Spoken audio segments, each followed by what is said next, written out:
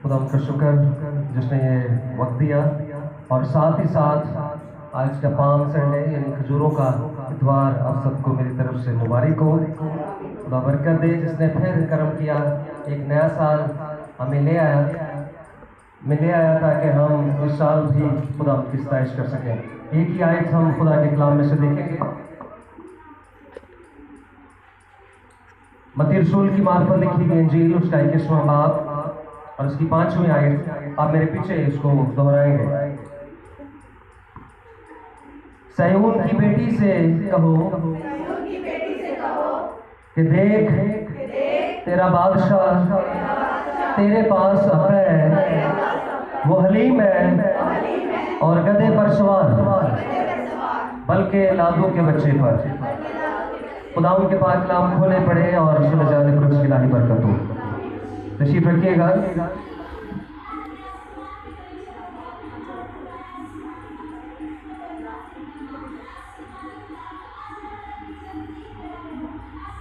ये मत्ती की इंजील उसका 21वें बाब में से हमने ये तिलावत की है, और 21वां बाब जो है वो पाम संडे यानी खजूरों के एतवार के ताल्लुक से है। और ये वो खजूरों का एतवार है जो सबसे पहले मनाया गया, और ये ओरिजिनल इतवार है। ये जो इतवार है जो 21वें बाब में हम देखते हैं, ये ओरिजिनल पहला ये खजूरों का इतवार है जो यरूशलेम में बड़े खास मौका पर, जब यहूदी जो थे वो यरूशलेम में आते थे ताकि फसह को मनाया जाए। ये तमाम अपने मुल्कों से, अपने शहरों से, अपने गांवों से ईद फसह को मनाने के लिए यरूशलेम में यानी हैकल में जमा हुआ करते थे। खचाखच यरूशलेम भरा हुआ था और लोग जमा थे, और कुछ लोग इसलिए भी आए कि उनको पता था कि यीशु आने वाला है। और यीशु ने इससे पहले काम क्या किया कि लाजर जो 4 दिन से मर चुका है, मुर्दा है, यीशु ने उसको जिंदा किया है। और यीशु को भी देखना चाहते हैं और उसके बाद लाजर को भी देखना चाहते हैं। कुछ लोग इस घर से भी यरूशलेम में आएंगे, यीशु को देखेंगे। और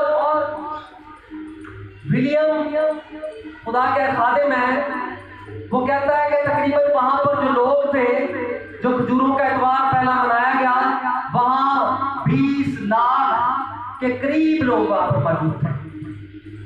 कितने लोग थे? 20 लाख के करीब जो है वो वहां पर लोग मौजूद थे और ईद फसह मनाने वाले थे। यीशु ने कभी अपने आप को खुले तौर पर इससे पहले जाहिर नहीं किया है। यीशु ने जिसको भी शिफा दी उसको कहा कि बाहर जाकर ना बताना, लोगों को बताना नहीं है। ये अलग बात थी कि लोग आज भी जो चीज से मना किया जाए उस चीज को क्या करते हैं, ज्यादा करते हैं। आदम हवा को मना किया गया कि दरख्त के बाग के जो बीच का दरख्त है उसको फल जो है उसका नहीं खाना, लेकिन उन्होंने सारे दरख्त छोड़े और उस दरख्त का फल खाया। आज भी हमारी कंडीशन ये है कि जिस चीज से मना किया जाता है उस चीज को वो खाते हैं। मुझे बात याद आ गई कि एक शख्स था और उसकी फैमिली भी उसके साथ थी।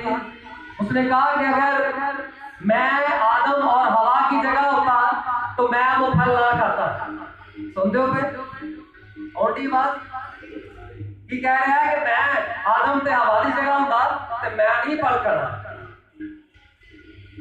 खुदा दे खादम ने उस गल नूं सुनिया, एक दिन कहने लगा, भाई जी तुहाडी भी दावत है ते नाल तुहाडी फैमिली दी यानी तुहाडी मिसेस बच्चियां दी भी दावत है। उन्हें बहुत सारी डिशां बनाईयां, बहुत सारी डिशां जो बनाईयां तो उन्हें क्या सारियां तो खाणियां ने, लेकिन आ जिहड़ा ढक्कन बंद है ना इहनूं तो नहीं खाना। ते असीं जरा बाहर चले हैं ताकि तुम जिस तुहाडा तरीका है ना खाने का उंज खाओ। पता है ना साडे लोगों का तरीका की है, ये तुहानू पता लग जाएगा जुमे वाले दिन। जुमे वाले दिन पता लग जाएगा की तरीका है। उन्हें क्या ये ना कि तुम शर्माओ ते जेडे छोटे छोटे साडे सामने एक्शन पे मारो छोटे छोटे नवाले अपने स्टाइल में कर दो। अभी बाहर चले अभी की तुहानू वेख सकते इंज वो बाहर निकल गए। जो बाहर गए थे वो जी बाहर गए थे तो बीबी आती है जरा ये है कि आते छड़ पास जो पादी साहब ने मना किया है कि खुलियां ने जड़ियां पेटा पुटा जो कुछ है वो खा जो पादी साहब ने मना कर नहीं नहीं नहीं ये तू चेक करना है कि कुछ नहीं करांगे नहीं खाओगे जो भी है।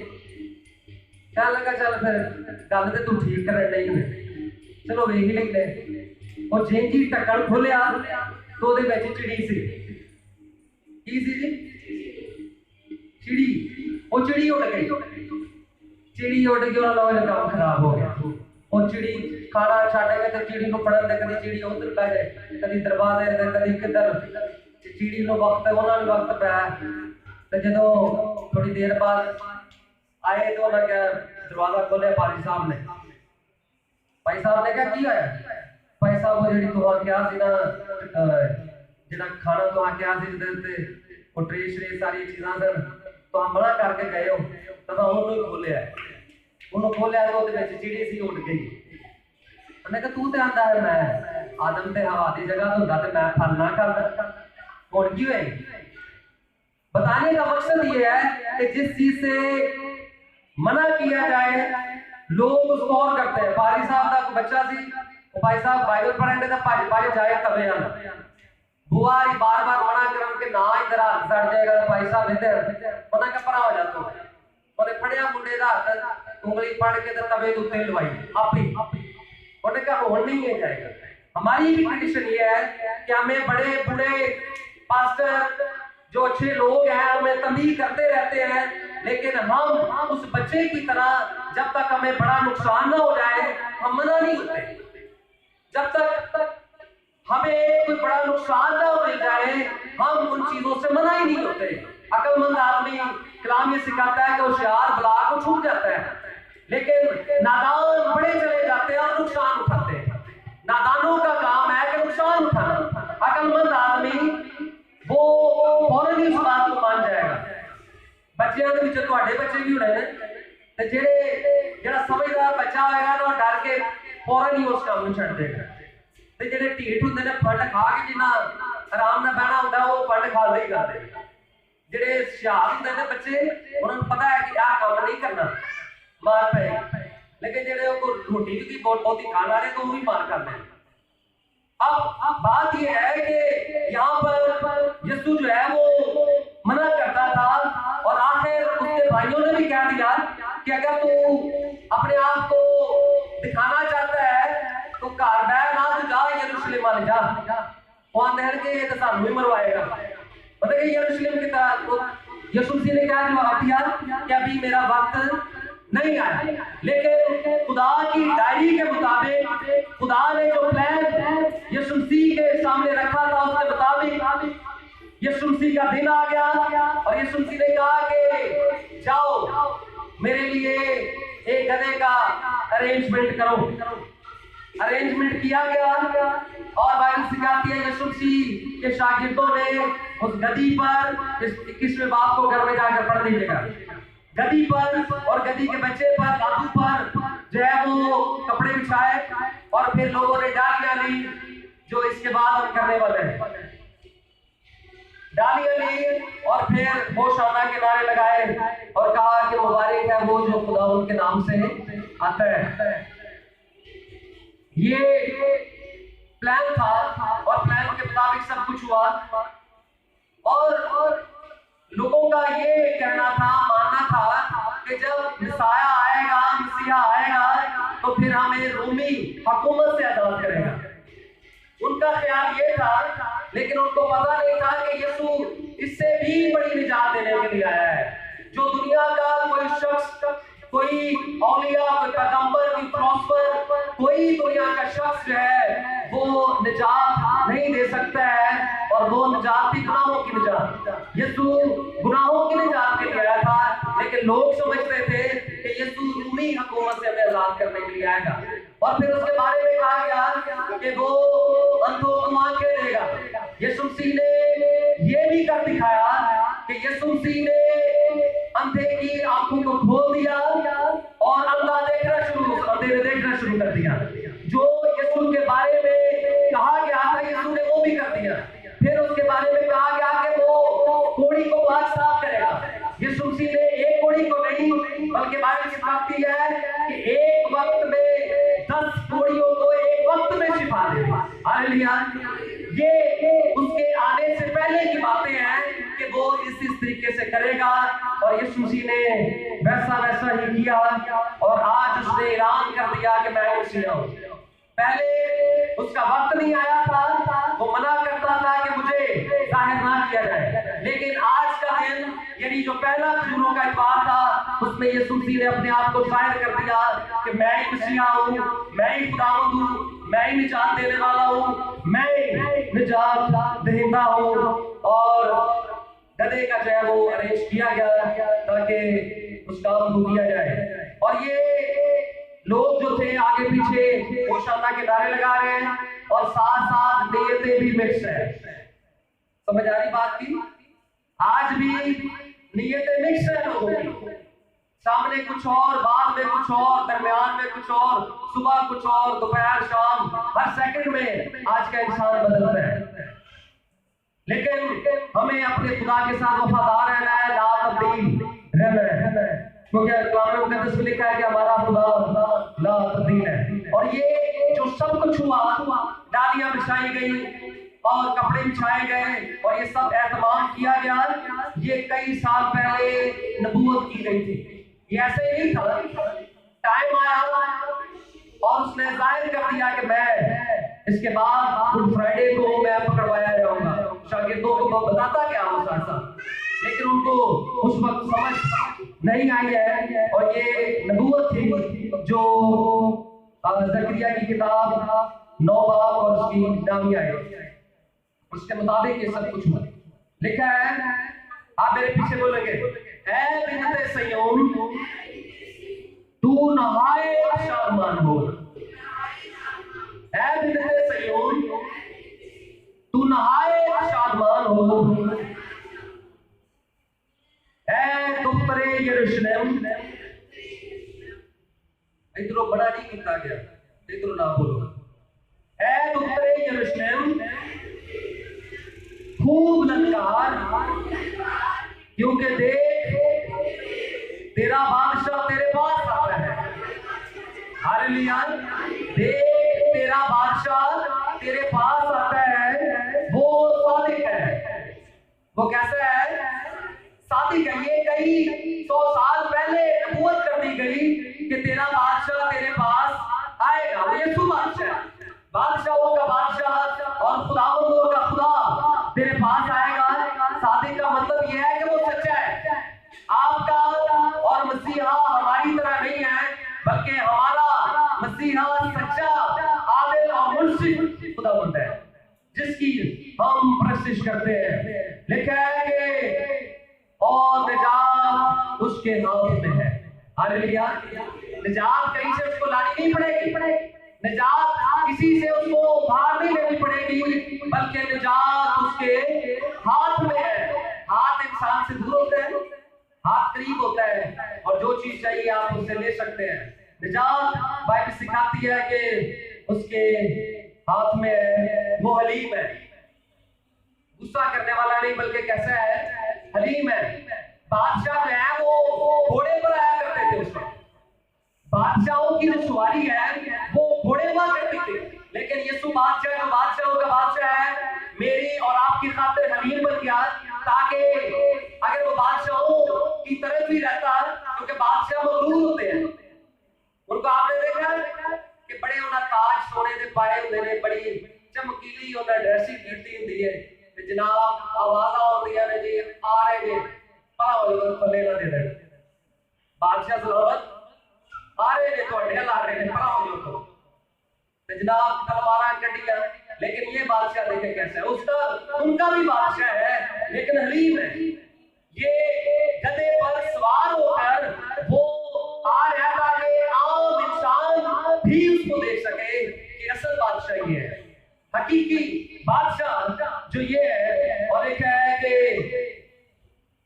और गधे पर वो हलीम है, और गधे पर बल्कि जुबान गधे पर सवार है। कैसे गधे पर? जुबान गधे पर सवार है, बूढ़े गधे से नहीं। जो हुकूमत भी टायर काट छड़ती ना बंदे तो आते ने कि चलो चलिए चल रहे हैं। जो हर पास वो रिटायर हो जाते हैं तो फिर बातें शुरू होती है। मैं दसो कि कोई शख्स तुहानू अंब दी गिटे चूस के दबे तुहानू कैसा लगेगा? याद है ये फिर पता लगेगा, अच्छा लगेगा बुरा लगेगा। ऐसे ही जब इंसान बुजुर्ग हो जाता है, इंसान की कंडीशन बिल्कुल वो चल फिर नहीं सकता, वो इंजी के चूस के अंब दी गिटे की रखी हो थोड़े सामने। अगर ये चीज हम खुदा के सामने उसको पेश करेंगे तो क्या खुदा उसको कबूल करेगा? नहीं कबूल करेगा। हमें उसको जवानी के वक्त में अपना आप देने की जरूरत है ताकि हमारी हड्डियों में ताकत हो, हमारी हड्डियों में शेप हो, ताकि पूरी बरकत हम हासिल कर सके। जिन्ना को काम करना है उन्हें अजर मिल जाना। तो बुजुर्गी दे विच अच्छी बात है, मैं ये नहीं कह रहा कि खिदमत नहीं करनी चाहिए बुजुर्गी में, लेकिन कलाम हमें सिखाता है कि हमें जो है वो सिर्फ बुजुर्गी में ही नहीं आना, बल्कि हमें जो नौजवानों के लिए मैसेज है कि हमें अपने आप को पेश करना है। और लिखा है कि यीशु निजात देने के लिए आया, निजात उसके हाथ में है, और उसने अपने आप को नुमाया कर दिया कि मैं मसीहा हूँ। आज बुजुर्गों के द्वार के दिन उस वक्त की बात कर रहा हूँ मैं, उसने अपने आप को जाहिर कर दिया कि मैं मसीहा हूँ। लोग उसको जाने कि वो निजात देने वाला है, वो दुखों से रहाई देने वाला है, वो आपको निजात दे देगा, आपकी मायूसी को दूर कर देगा। निजात उसके हाथ में ना, वो अपनी निजात के वसीला से गुनहगार को रास्तबाज बना देगा। दागदार लोग उनके दाग जाते रहेंगे, उनकी हर तरह की मुश्किलात बेचारे नहीं रहेंगे, गुर्बत में नहीं रहेंगे, गरीब नहीं रहेंगे। जो उसके पास आ जाते हैं वो उन सारी उन चीजों से आजाद कर देता है जो इंसान के खिलाफ है। अगर आप चाहते हैं तो निजात उसके हाथ में है, शिफा उसके हाथ में है, और निजात उससे पाने। अगर आप किसी चीज में फंसे हुए हैं, गुर्बत में है, तकलीफों में है, परेशानियों में है, गमों में है, इन सारी चीजों से मसीहा उस वक्त भी आजाद करने के लिए आया। लेकिन मैंने जैसे कहा कि नीयतें जो थी मिक्स थी, उन्हीं लोगों ने जिन्होंने नारे लगाए उन्होंने ही उसको क्या कहा कि इसको बोलो, जेड़े नारे मारने सन वो बाद चो की कहने लगे। कुछ ही देर बाद वो फिर नारे उन्होंने खत्म हो गए, नारे उल्टे चलना शुरू हो गए। नारे की मारे लोग की करो शरीफ दो। लेकिन बाद में जैसे यहूदा इस्करियोती जो था वो पछताया, यकीनन वो भी पछताएंगे। लिखा है कि जिन्होंने उन्हें छेदा उसे छेदा वो भी छाती पीटेंगे, जिन्होंने उसे छेदा है वो भी क्या करेंगे? छाती पीटेंगे। तो आज का कलाम हम सबों के लिए है कि निजात उसके हाथ में है, और निजात अगर आपको चाहिए तो आपको मिल सकती है, उससे दूर निजात नहीं है। क्योंकि लिखा है जहां दो या तीन मेरे नाम से इकट्ठे मन के दरमियान उनके बीच में मौजूद, निजात देने के लिए आया हुआ है। आइए अपनी आंखों को बंद करें और दुआ